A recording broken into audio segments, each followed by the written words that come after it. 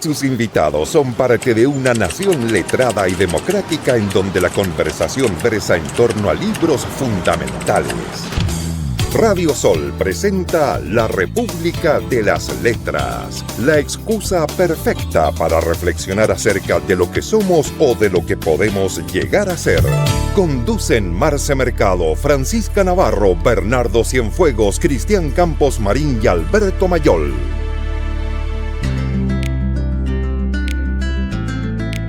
¿Quieres leer lo que hay escrito arriba en tu partitura?, preguntó la profesora. Moderato cantabile, dijo el niño. La profesora subrayó la respuesta golpeando el teclado con el lápiz. El niño siguió inmóvil, la cabeza girada hacia su partitura. ¿Y qué quiere decir moderato cantabile? No lo sé. Una mujer sentada a 3 metros de allí suspiró. ¿Estás seguro de no saber qué quiere decir moderato cantabile?, insistió la profesora. El niño no respondió.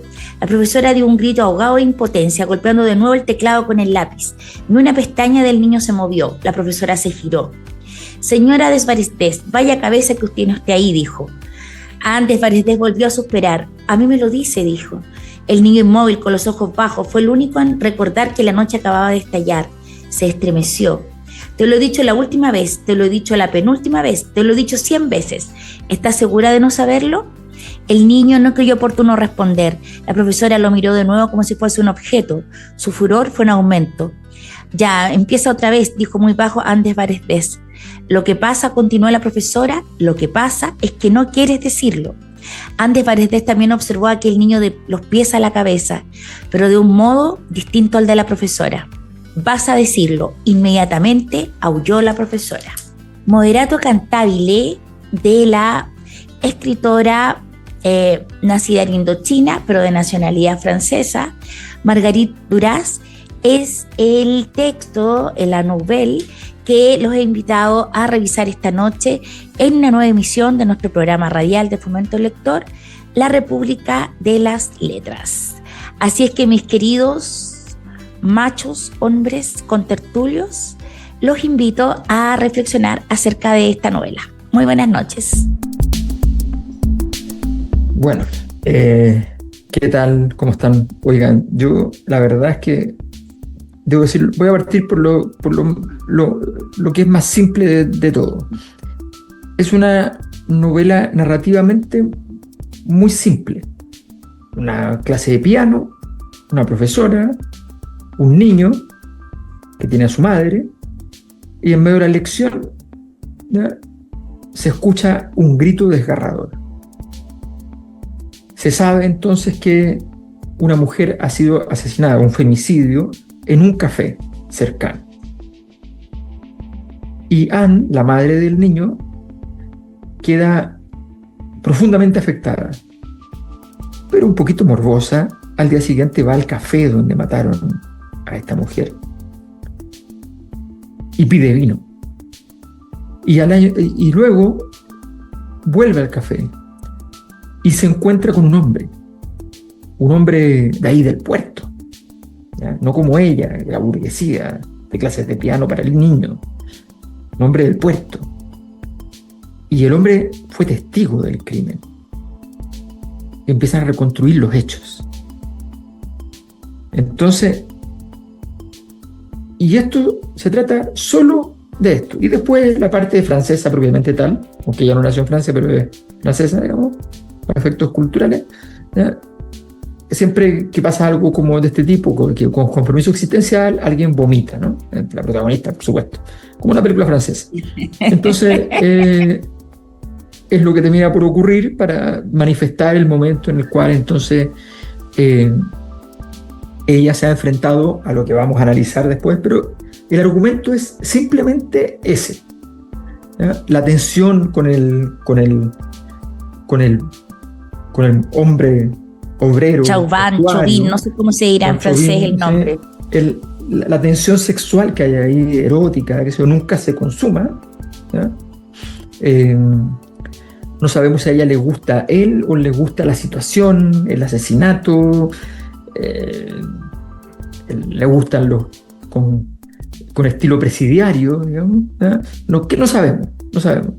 Pero sabemos que hay una relación de conversaciones profundas y luego ella siente que todo el entorno que ella vive no vale la pena. Toda esta gente que va a las cenas y qué sé yo, no vale la pena. Eso es toda la historia. Todo lo demás es lo que podamos decir de las profundidades del alma. Yo siento que no es una novela que se devore así rápidamente, sino que en realidad yo creo que exige harto al lector cierto tiempo, cierta atención, cierto silencio, porque hay que poner harta atención en los detalles. Como decía Alberto, no sucede mucho. Pero claro, exige como esta observación cuadro a cuadro. No sé, la sala de piano, la ventana por donde se cuela este mundo exterior, el puerto con estas grúas lentas, el movimiento de los barcos. Todo está contado con una especie como de economía de palabras, pero también con una densidad visual bastante significativa.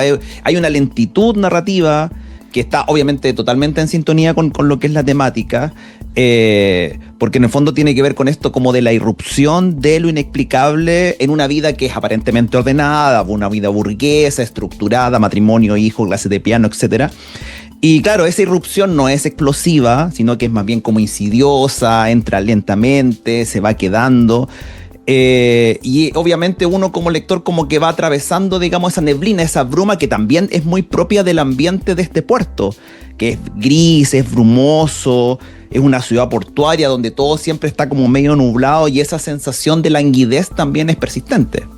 Sí, a mí me pasó que, bueno, primero que todo es una obra que calza al dedillo para alguien que ha vivido o tiene cierta cercanía con estas pequeñas ciudades que son costeras y que son puertos.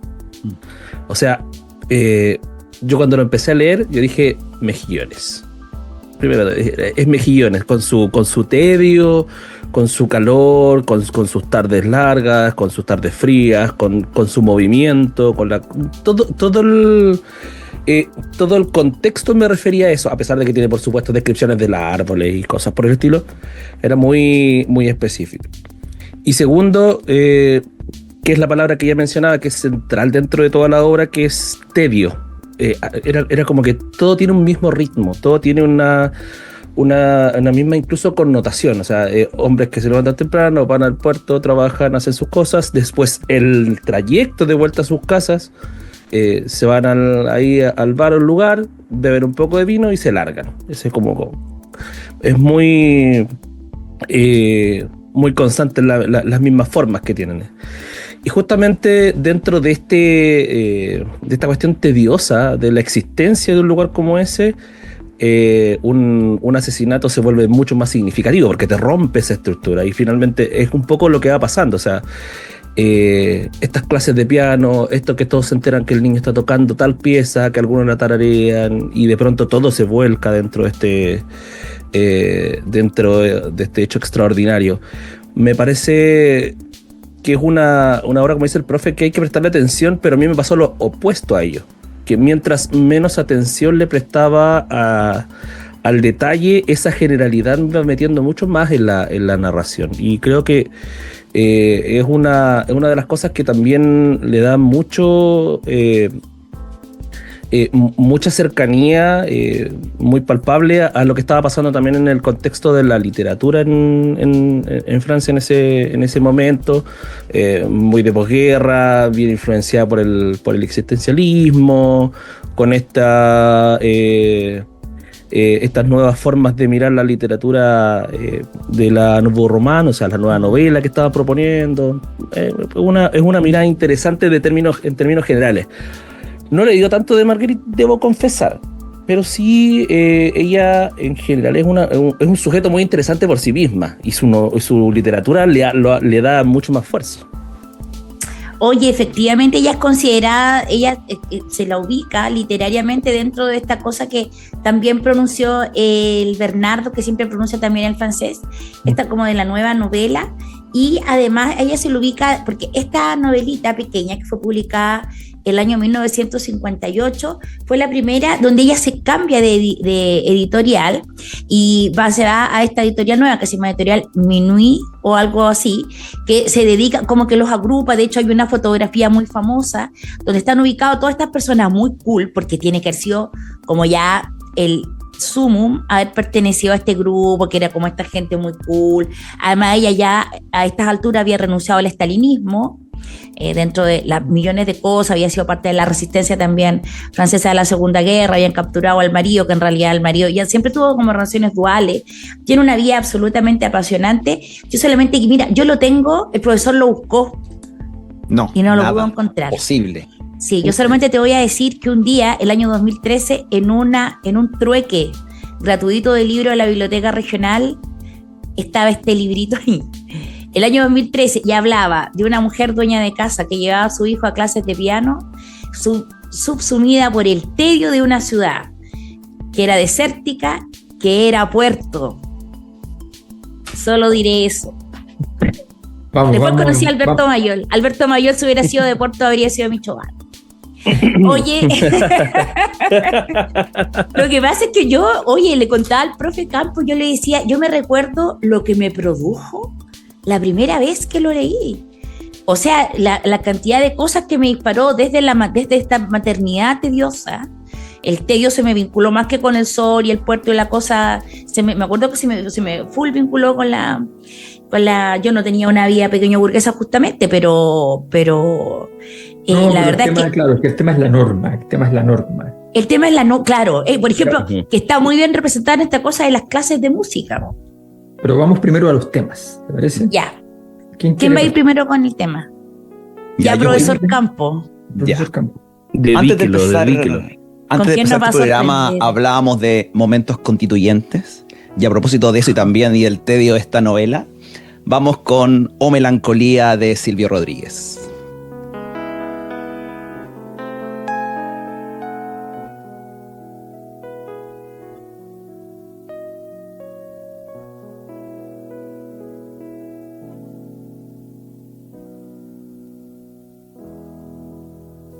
Hoy viene a mí la damisela soledad, con Pamela impertinentes y botón de amapola en el oleaje de sus vuelos.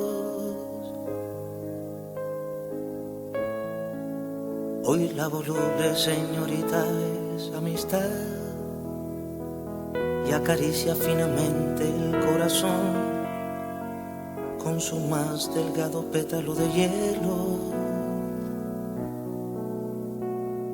Por eso hoy gentilmente te convido a pasear por el patio hasta el florido pabellón de aquel árbol que plantaron los abuelos. Hoy el ensueño es como el musgo en el brocal, dibujando los abismos de un amor melancólico, sutil, pálido cielo. Viene a mí avanzar, viene tan despacio, viene en una danza leve del espacio. Cedo mi hago lacio y ya vuelo a ver. Se mece la nave, lenta como el tul, en la brisa suave, niña del azul.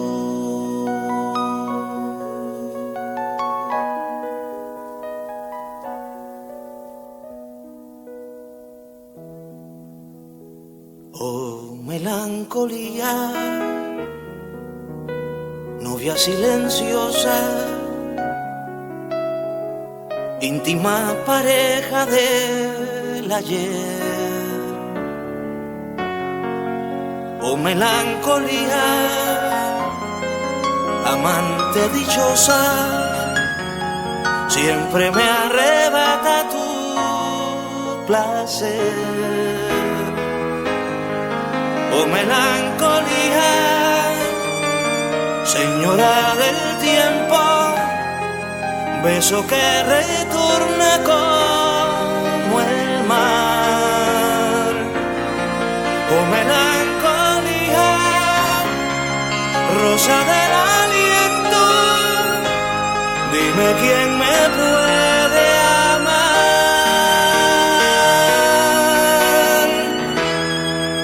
Hoy viene a mí la damisela Soledad, con Pamela impertinentes y botón de amapola en el oleaje de sus vuelos. Hoy la voluble señorita es amistad y acaricia finamente el corazón con su más delgado pétalo de hielo. Por eso hoy, oh melancolía, señora del tiempo, beso que retorna como el mar. Oh melancolía, rosa del aliento, dime quién me puede amar.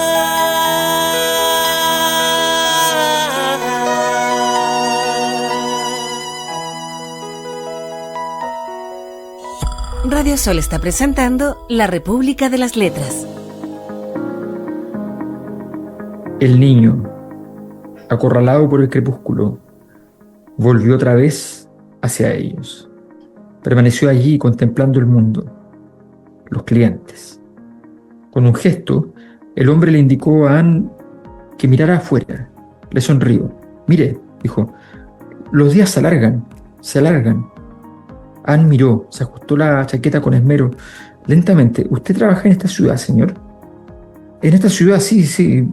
Si vuelve, procuraré saber algo más y se lo diré. Ella bajó los ojos, se acordó y palideció. Sangre en la boca, dijo. Y él la besaba. Recapacitó. ¿Lo que ha dicho? ¿Lo ha dicho por su posición? No he dicho nada. El sol poniente estaba tan bajo ahora que alcanzaba de lleno el rostro de aquel hombre. Su cuerpo, de pie ligeramente apoyado en la barra, lo recibía ya desde hacía un momento.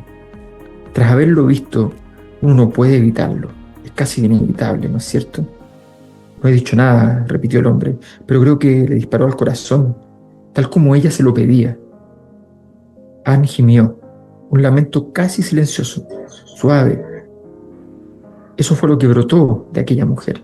Es curioso, no tengo ganas de volver a casa, dijo. Él tomó bruscamente su vaso, lo vació de un trago y no contestó. La abandonó con la mirada. Debí beber demasiado, siguió ella. Debe ser eso, ¿sabe? Sí, eso es, dijo el hombre. El café quedó casi vacío. Las entradas fueron espaciándose. Mientras lavaba los vasos, la dueña les miraba de reojo, intrigada sin duda de verles demorarse tanto. El niño frente a la puerta contemplaba los muelles, ahora silenciosos, de pie frente al hombre, de espaldas al puerto. Anne permaneció callada largo tiempo. Él no parecía percatarse de su presencia. Me habría sido imposible no volver, dijo ella al fin. Yo también volví por la misma razón que usted, dijo él. Marguerite Duras, esta noche en la República de las Letras con Moderato Cantabile, que es esta extraordinaria novela, ahora digo El juicio de valor. No, estas son las cosas que valen la pena. O sea, esta gente que básicamente es la administración intelectual y sofisticada y estética de la histeria humana, ¿no? Eso es todo. Entonces, pero más lo que ella hace, disculpa Alberto, es muy interesante porque ella suele escribir acerca de su vida. De hecho, ella es autora también de El amante, ¿cierto? Que es esta novela extraordinaria que fue llevada al cine, que ganó Óscares, para quienes, digamos, no la conocen. Es la guionista, porque además fue una gran guionista de cine, y ella cuenta de que efectivamente, y también en algún momento, en alguna entrevista, señala que este Moderato Cantabile, que está efectivamente, bueno, ella todo lo que hace es muy sofisticado, está considerada entre sus mejores obras, que siempre es autobiográfica, pero se aleja de esta literatura del yo, que tan duramente, en tan duros conceptos, el compañero Mayol se refirió en el programa pasado. Una persona que quedó lesionada, lo señaló en el YouTube, lo comentó con mucho cariño y respeto, era una auditora. Profesor Yo no Campos, tú tengo también nada lo leí. contra la literatura del Yossi, lo que pasa es que, en fin, eso es otra cosa. Pero Oye, justo la Diamela salía en se lo mandé al Alberto, la Diamela daba una cuña donde decía, bueno, la literatura es el yo, pero yo en realidad a mí esta cosa no me parece nada que sea muy literatura, bueno, un poco, bueno, y ella cuenta esto, entonces y lo conversábamos el otro día con el profesor a propósito de esta novela, que efectivamente tú puedes contar cosas y donde en un texto como este, donde parece que no pasará mucho, que además es muy breve, pero donde efectivamente tú puedes escarbar y cada uno lo puede, yo siento que es multidimensional los aspectos de los que tú puedes hablar uno la puede hablar incluso como ciudad, a mí me impacta como ciudad, porque nosotros vivimos en un lugar donde tú hasta te ves acá en el puerto, al frente, donde hay cafetería y bares, donde van los estibadores, y tú te podís imaginar que podés caminar hasta allá, un día sentarte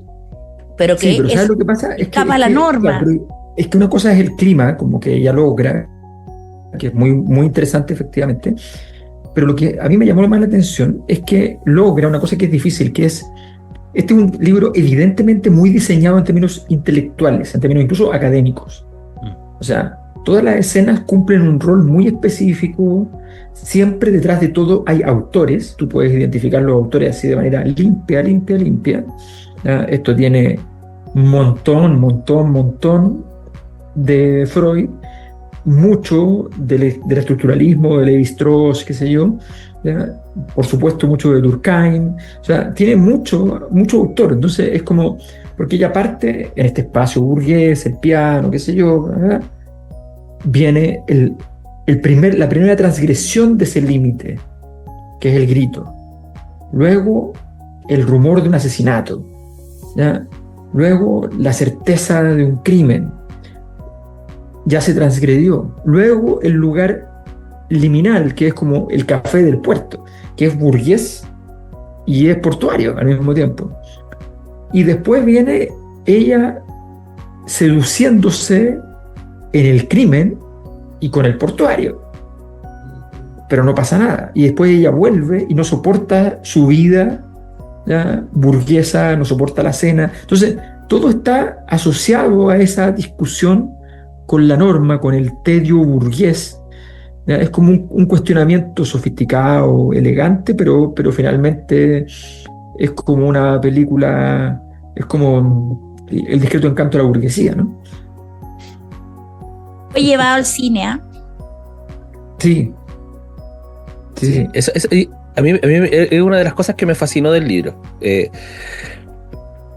Esto de ir corriendo velos tras velos, como decía Alberto. Es una cuestión muy significativa porque no es que tampoco te va rompiendo el espacio, no destruye nada, no hay algo explícito, evidente, como se menciona.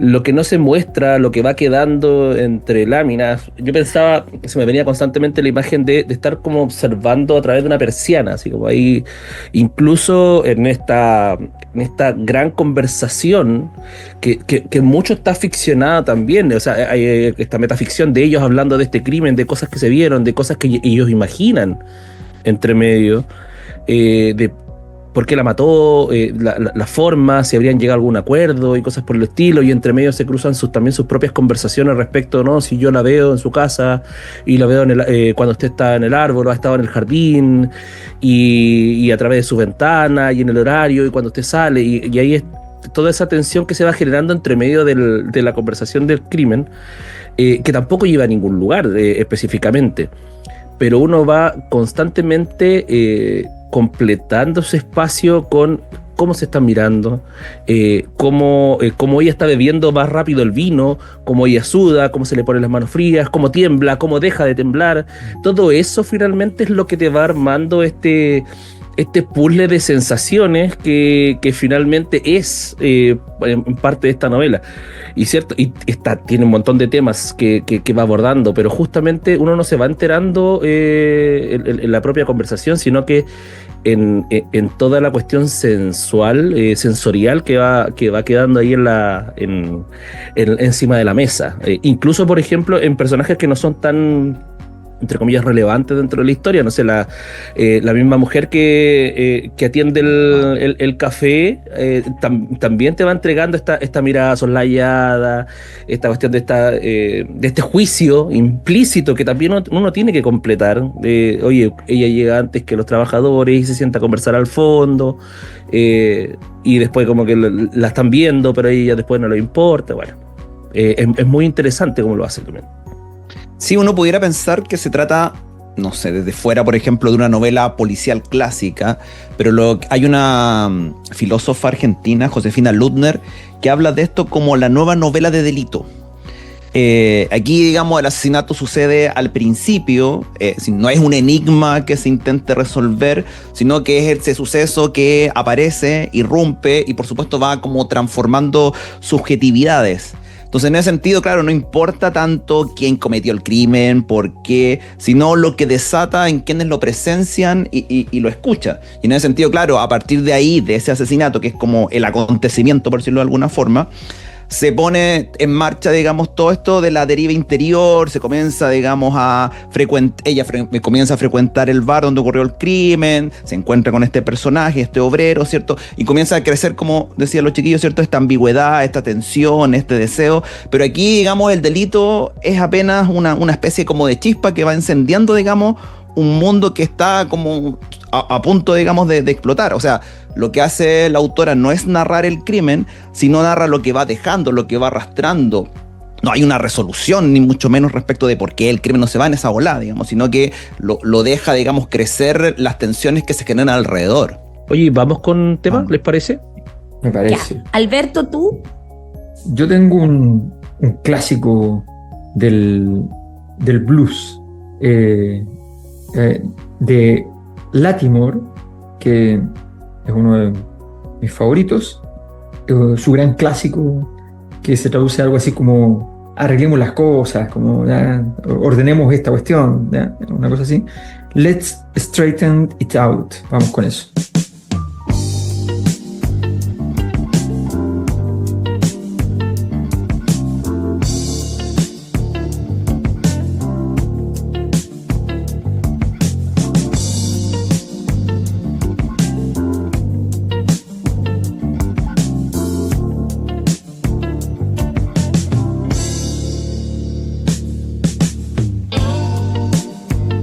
Everybody's got to straighten out something sometime. I don't care how old you are or how young you are. I don't care if you're married, single, divorced, engaged, or shacking. You got to straighten out something every now and then. But I want you to think about all the times that you've heard somebody say, let's straighten it out. Think about it. And I guarantee you that most of the time, it was a man who said it. Now, the reason why I say that is, well, let's face it, most of the time it's a man who makes it crooked in the first place. We don't mean no harm, that's just the way we are. Sometimes we do have a tendency to sort of take you for granted, don't we? Always acting like we don't understand some things. But I believe a woman feels things deeper than a man. I don't care what nobody says. I believe a woman loves stronger than a man. Because you see, sometimes we just don't seem to understand. I know because, you see, I'm speaking from experience. Because I came home one day and my woman was just going all around the house, not having very much to say. And I was kind of puzzled. I didn't know what to do. So I looked her straight in the eye and I said, sit yourself down, girl, and talk to me. And tell me what's on your mind. keep on telling me everything's okay. 'Cause if it wasn't, you wouldn't be crying. You've been tossing and turning in your sleep lately, baby. Sitting around pouting all day long. Now how the hell you expect me to understand when I don't even know what's wrong? Let's straighten it out. Straighten it out, honey. Let's straighten it out. Let's straighten it out. For the last 5 nights, honey, when we went to bed, oh, I could tell something just wasn't right. When you turn your back to me and you covered your head, oh, you didn't even say goodnight. If you're tired and you don't want to be bothered, baby, just say the word and I'll leave you alone. Instead of laying there crying your eyes out, baby, you and me ought to be getting it on. Let's straighten it out, baby. I said straighten it out, honey. Let's straighten it out. I wanna straighten it out. Let's straighten it out, baby, baby, baby. Let's straighten it out, honey, honey, honey. I wanna straighten it out all night long, baby. Straighten it out. Now how the hell you expect me to understand? Ooh, when I don't even what's wrong, baby, baby, baby, baby, baby. Say straighten it out. That's all I wanna do, baby. It's just straighten it out. Seguimos en Radio Sol con la República de las Letras. En la luz de neón de la sala, observó atentamente la crispación inhumana del rostro de Chauvin. No pudo saciar sus ojos. El niño surgió una última vez desde la acera. Ahora ya es de noche, anunció. Bostezó largamente frente a la puerta. Luego se giró hacia ella, pero permaneció allí, recogido, tarareando. Ya ve usted que es muy tarde. Dígame algo más rápido. Entonces llegó el momento en que él creyó que ya no podría tocarla de otro modo que para... Ana Desbaresdes alzó sus manos hacia el cuello desnudo en el escote de su vestido de verano. Tocar solo aquí, ¿no es así? Ahí, sí. Las manos razonablemente aceptaron abandonar. Bajaron del cuello. Quisiera que se fuera, murmuró Chauvin.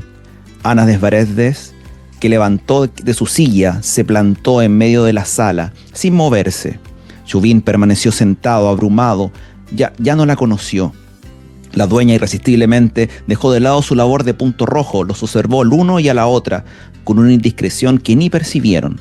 Fue el niño quien se acercó desde la puerta y tomó la mano de su madre. «Vámonos ya». El Boulevard de la Mer ya estaba iluminado.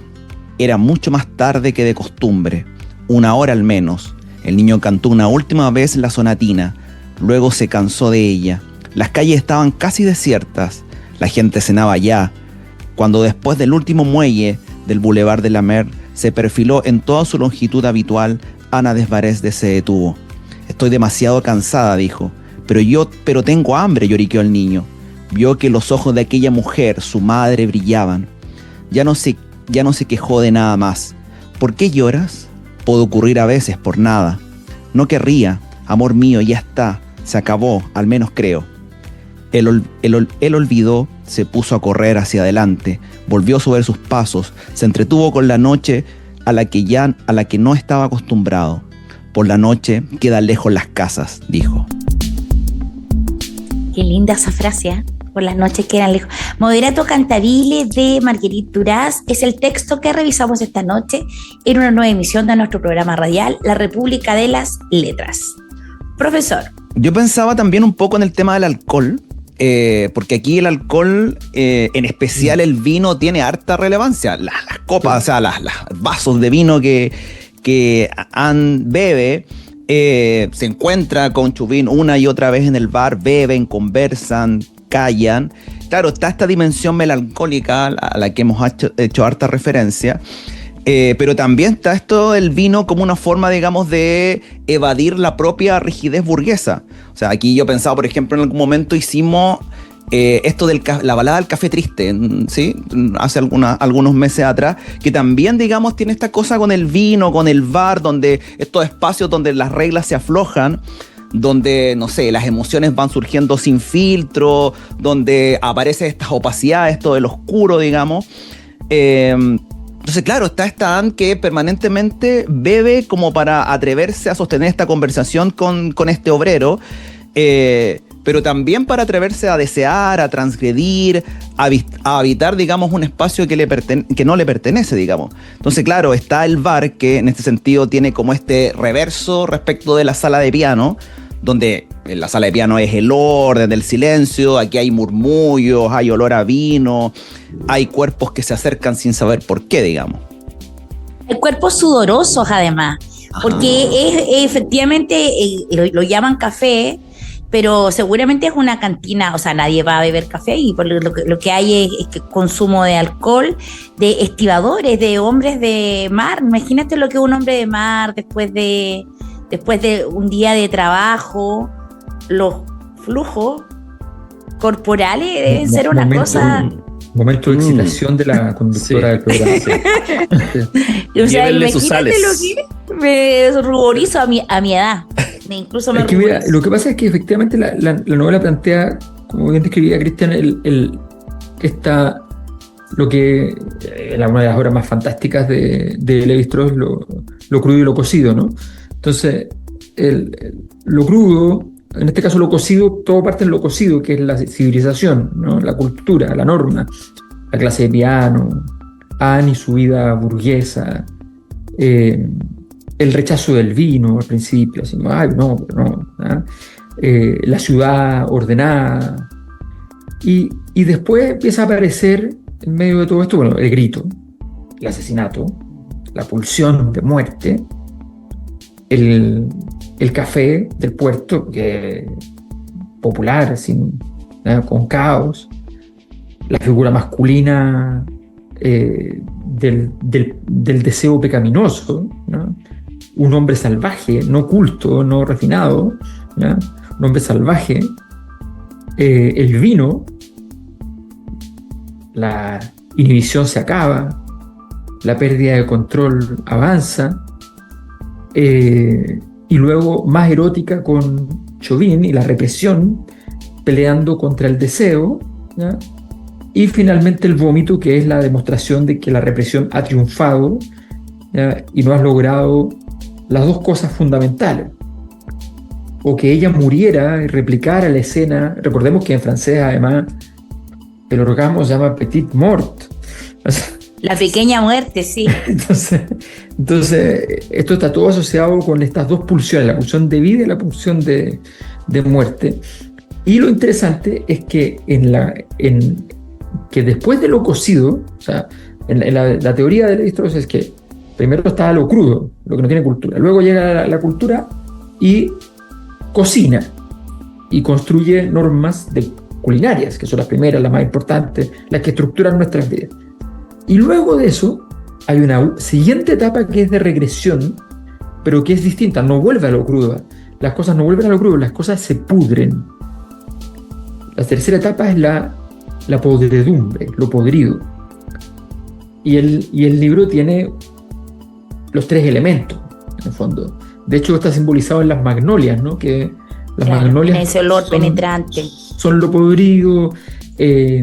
Y cuando tú ya estás ahí, aquí andamos con cosas, cuando lleváis varias copas de vino ya no estáis tomando, ya estáis en otra cosa. Estáis en la pobredumbre. Ya. Entonces, Alguna vez nos han contado que eso pasa. y la escena que ellos refieren de esta muerte sanguinolenta pero sexy, ¿ya? Es también un estadio podrido, eso no es lo salvaje, ¿ya? No es porque ya eso pasó por la cultura, pasó por la norma y se violentó la norma y entonces se pudrió la norma.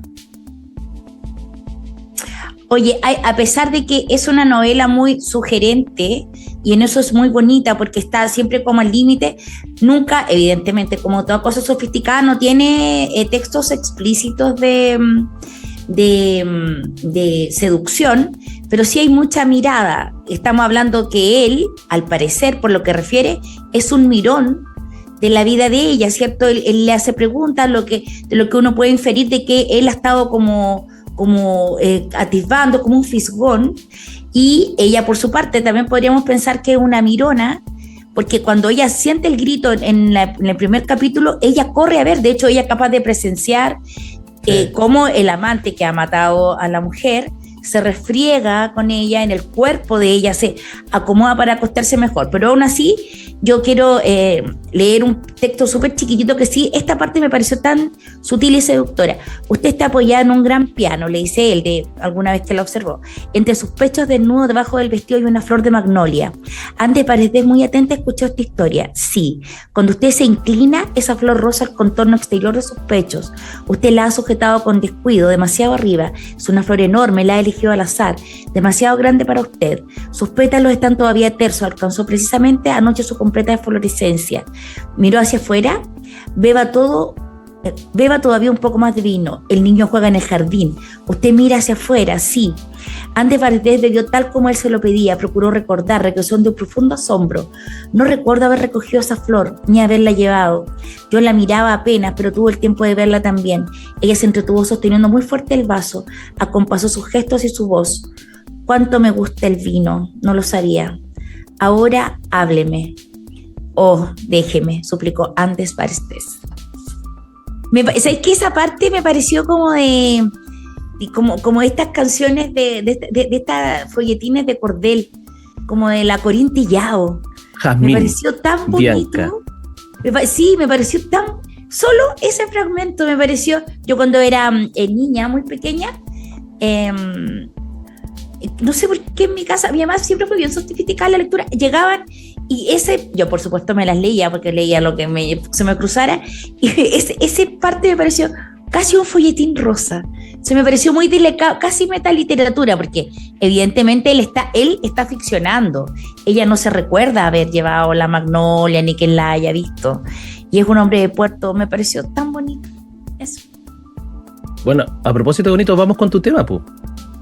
Ya, está bien. ¿Sí?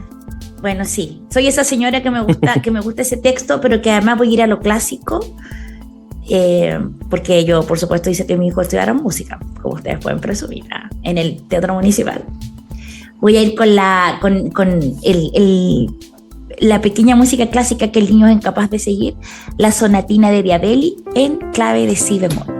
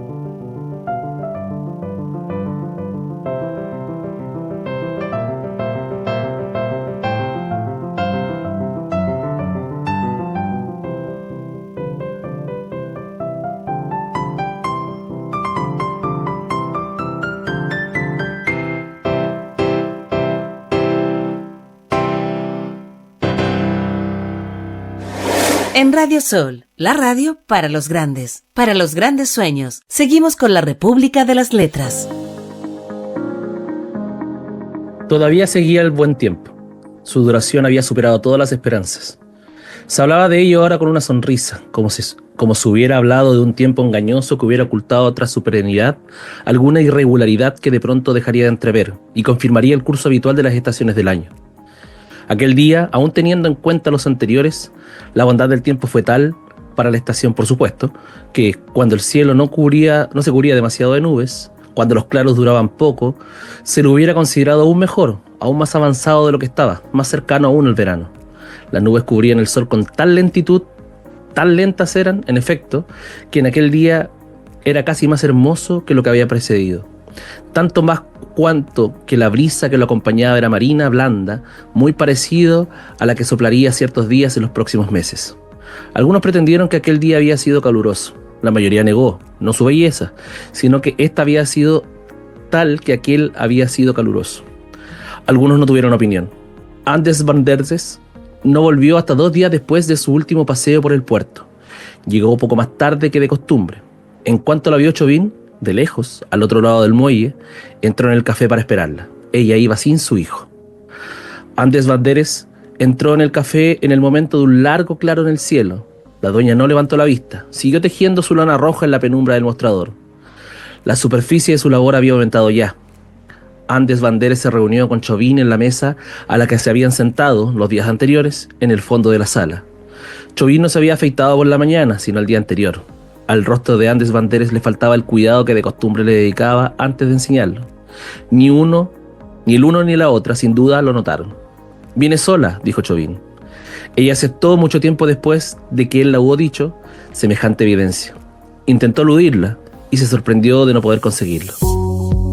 Moderato cantabile, Marguerite Duras, y después de la tormenta, después de una gran escena, de un gran escándalo en la cena donde pasan muchas cosas, en una noche de República de las Letras, cerrando este gran programa, este gran libro además, una de las cosas que quiero decir como para cerrar, me encanta cómo Duras juega con el foco narrativo.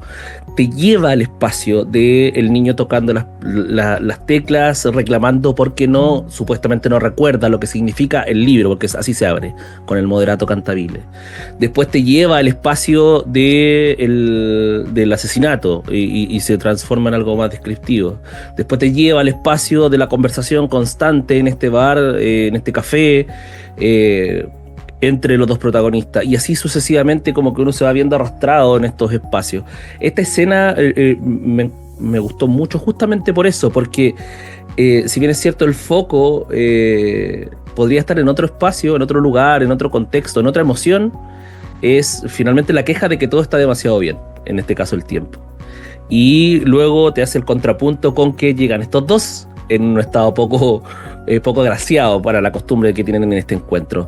Es muy interesante, donde finalmente se refleja todo lo que ha sido el contexto del libro, la desidia, el deseo, la tensión que se genera, pero ya desde otro punto de vista.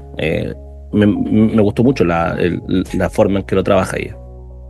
Yo sentí que había como una cosa coreográfica en algún momento, como que los personajes como van entrando como en cosas casi como teatrales. Hay posiciones, hay ritmos, silencio. No sé, por ejemplo, hay una primera coreografía que es como la del crimen, donde está el cuerpo de la mujer, está este hombre arrodillado, están los inspectores que llegan, y después viene todo el tema del bar, donde entra Ana, se sienta, está Chauvin ahí, está la señora del bar también, que juega un rol importante. Entonces, claro, piden vino, hablan, se miran, ¿sí? Hay todo, digamos, una precisión espacial que es como una especie como de obra en este como escenario mínimo, digamos. Y por supuesto, claro, en esta también como tensión erótica que va creciendo, no hay una cosa explícita, sino que es la postura de Anne la que da de alguna forma ciertas luces, la forma de mirar el vaso, cómo mueve el cabello, el modo en que se despide, la referencia al escote. Entonces es puro gesto, es pura mirada, es pura como puesta en escena, digamos. Sí, lo que pasa es que ese duelo, de hecho el final es bien extraño en el sentido de la insinuación, ¿no? O sea, esa referencia, Chauvin le dice, quisiera verla muerta. Y ella dice, está hecho. Entonces,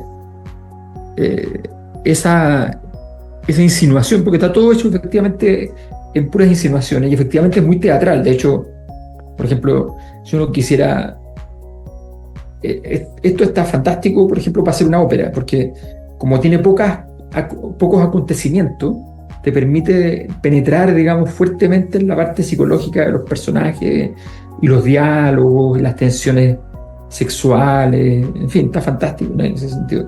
No, la insinuación es todo en la obra. La gracia de la obra es que efectivamente casi no tiene elementos denotativos, todo es connotativo. Sí, incluso uno en una primera lectura, yo me acuerdo cuando lo leí hace más de 10, 12 años, cuando lo obtuve mediante un trueque, sé que lo habrá dejado ahí. Uno puede en algún momento pensar en una lectura un poco más lineal, que puede hacer, digamos, alguien que no tiene de pronto tantos elementos para hacer el análisis literario, en que se trataba, digamos, de que va a pasar esto como en la continuidad de los parques, y en realidad se trataba de este Chauvin que puede haber matado. Sí, no hubiera sido sofisticado, ¿cierto?, viniendo de una francesa, pero digamos que uno podría habérselo imaginado en un momento, y a lo mejor la gente que lo lee también puede pensar que en un momento va a pasar esto, como que en realidad, porque ellos dialogan sin dialogar, en el fondo. Él, Chauvin, quiere saber de ella, ¿cierto? Y ella quiere saber de la muerta, ¿cierto? En una especie, una cuestión medio especular. O sea, ella quiere saber exactamente, bueno, y hay una serie de, ¿cierto? Yo creo que él siempre está ficcionándole, ya al tiro termino, siempre está ficcionándole que en realidad la tipa era una perdida, que eso también es otra alternativa ahí fascinante. Es que a la mujer original, a la que murió por el femicidio, la mató el salvajismo, pero también la cultura, desde el punto de vista. Entonces, y a ella la mató simplemente la cultura, ¿no? Porque le quitó la vida, le quitó la pasión. Entonces son dos muertes de mujeres. Sí, finalmente en cualquier bar o cantina de puerto puedes reencontrarla. Nunca se sabe. Ya, oye, muchas gracias, me encanta. Fue casual, lo agarramos ese día, el profesor, como grabamos acá, fuimos ahí a mi pequeña bibliotequita y de repente estaba ahí, escondidito el libro. Bueno, le mandamos muchos cariños a todos y la próxima semana nos encontramos en una nueva emisión de nuestro programa La República de las Letras. Muy buenas noches. Adiós. Buenas noches. Bien. Fue La República de las Letras. Hasta la próxima semana, cuando nos reunamos en torno a los libros con un viaje imaginario por un mundo sin límites. A preparar las maletas. Conducen Marce Mercado, Francisca Navarro, Bernardo Cienfuegos, Cristian Campos Marín y Alberto Mayol.